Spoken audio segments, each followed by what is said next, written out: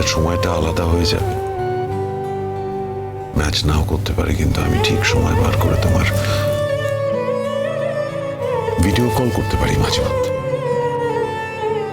মাঝে মধ্যে ফোন, একটু কথা বলা।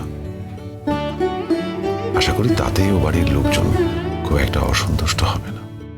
কেউ অসন্তুষ্ট হবে বলে কোন কাজটা করিনি নতুন ঠাকুরপো? ঝগড়া করো না আমার সঙ্গে। আজকে যদি আমার সঙ্গে ঝগড়া করো, কালকে যে মন খারাপ করবে, কাল থেকে যে ঝগড়া করার লোক খুঁজে পাবে না তুমি, তখন মন কেমন করবে না?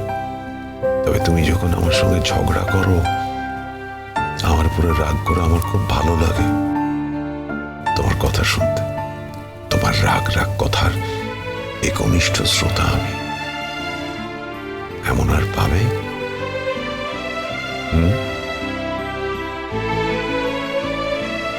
কমলিনী কাঁদে না। হ্যাঁ বলো। আমি যদি জানতাম যে আমি চলে গেলে তুমি এতটা কষ্ট পাবে, আমি যেতাম না। আমি যাওয়া ক্যান্সেল করে দেবো।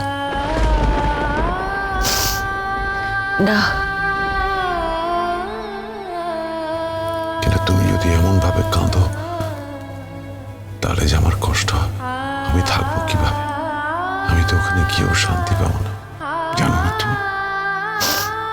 সব ঠিক হয়ে যাবে, সব ঠিক হয়ে যাবে। তুমি জানো না, সময় সব কিছু শুশ্রূষা করে দেয়। ঠিক ঠিক হয়ে যাবে সব। করে কি না বোধ, চাপা পড়ে যায় অনেক কিছু, কিন্তু দুঃখটা কষ্টটা জমা হয়ে থাকে, কষ্ট হয় আর বেশি। তুমি ভালো থেকো। হ্যাঁ,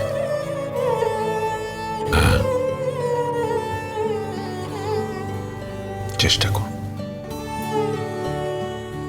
তুমিও ভালো থেকো। যাতে তুমি ভালো থাকতে পারো, সেই কারণেই তো আমার চলে যাও। আমাকে নিয়েই তো ওই বাড়িতে এত অশান্তি তোমার জীবন, আমাকে নিয়েই খারাপ কথা শোনা। আমি চলে গেলে অন্তত তোমাকে কেউ সরাসরি আক্রমণ করতে পারবে না। এতদিন দুজন একসঙ্গে ছিলাম তো বুঝতে পারিনি ঘোঝা এত কষ্ট হবে।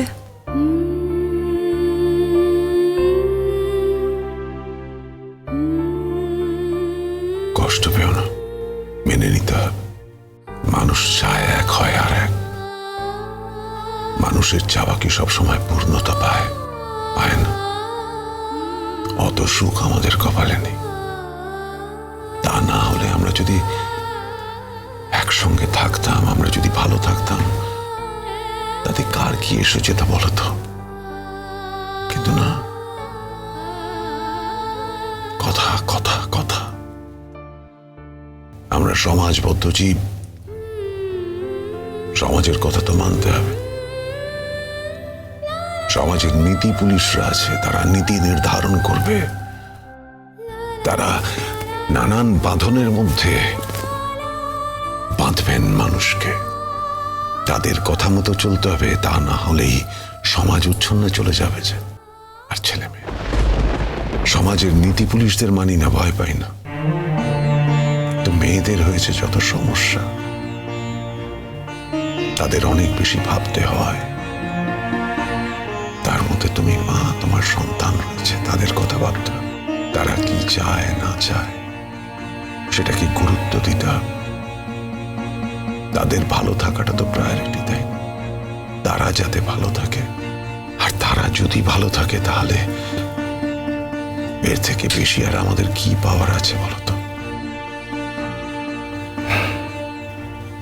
সবাই স্বার্থপর, সবাই সব ভুলে যায়।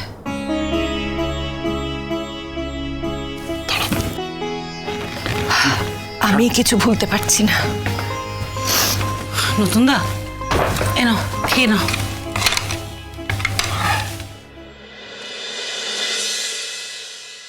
তোমার বৌদি কি খাবে?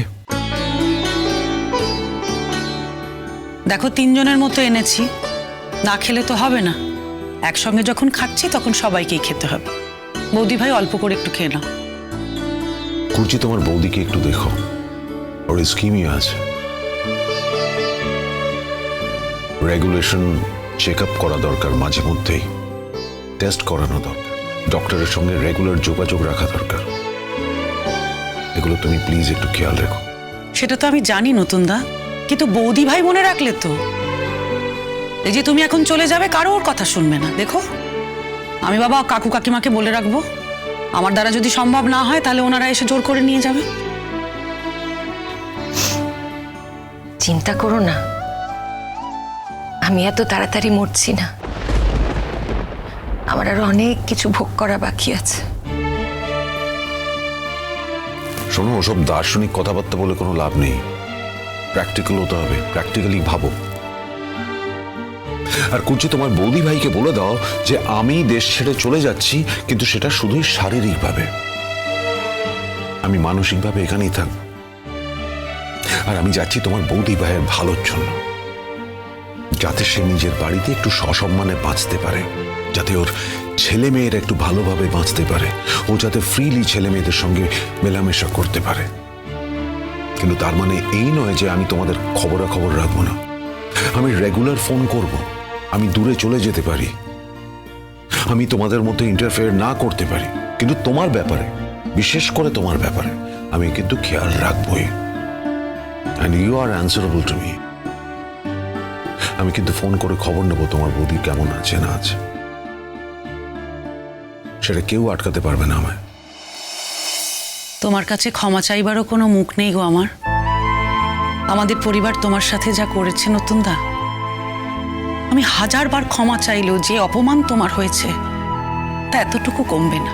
কিন্তু কি জানো, এই পরিবারে এখনো 2-3 জন মানুষ রয়েছে নতুন দা, যারা তোমাকে ছাড়া অসহায়, অচল। বৌদি ভাইয়ের কথা আমি ছেড়ে দিলাম, আমি নিজেও যে তোমাকে দাদার জায়গাতে বসিয়েছি। আমার জীবনে যে কোনো সময়, যে কোনো রকম প্রয়োজনে তুমি আমাকে গাইড করেছো। আমারও তো সেই জায়গাটা ফাঁকা হয়ে গেল বলো। সত্যিকারের দাদার রূপটা তো দেখে নিয়েছি। আমি আমাকে নিয়ে ভাবি না নতুন দা, আমি বৌদি ভাইয়ের কথাটা ভাবি। এই মানুষটা সারাটা জীবন কিভাবে কাটাবে বলো তো? আমি কি সারা জীবনের মতন চলে যাচ্ছি নাকি? আমি তো মাঝে মধ্যেই আসবো, আর যখন ওদের সাথে আমার কাজ শেষ হয়ে যাবে তখন একেবারে পার্মানেন্টলি চলে আসবো। আমি চাই বৌদির ছেলে মেয়েরা ভালো থাকুক, তারা অন্তত এইটা বোঝার সুযোগ পাক যে আমি কখনো তাদের ক্ষতি চাইনি, সবসময় তাদের ভালো চেয়েছি। হয়তো আমার অ্যাবসেন্সে সেটা খানিকটা তারা বুঝতে পারবে, তারা ভালো থাকবে, তোমার বৌদির বাঁচাটা একটু সহজ হবে। আর যতদিন আমি ওখানে আছি, দেখো কুর্চি, যখন বৌদির ছেলেমেয়েরা বুঝবে যে আমি তাদের ক্ষতি চাইনি, তাদের ভালো চেয়েছি, তখন তুমি তোমার বৌদিকে নিয়ে ও দেশে এসো আমার কাছে। তোমার বৌদি তো সেইভাবে কোনোদিন বাড়ির বাইরে বেরোয়নি, কোনো দেশ ঘুরেও দেখা হয়নি। আমার কাছে ও দেশে আসলে আমি ওই দেশটা তোমাদের ঘুরে দেখাবো, কেমন? আমার আর কিচ্ছু দেখার নেই গো, কিচ্ছু না। আমি মাঝে মাঝে ঠাকুরকে বলি, জানো তো, ঠাকুর যেন আমাকে অন্ধ করে দেয়। সারাটা জীবন কোনো মতে চোখ বুজে কাটিয়ে দিতে পারলেই আমার হলো। আমি আর কিচ্ছু দেখতে চাই না, কিচ্ছু না।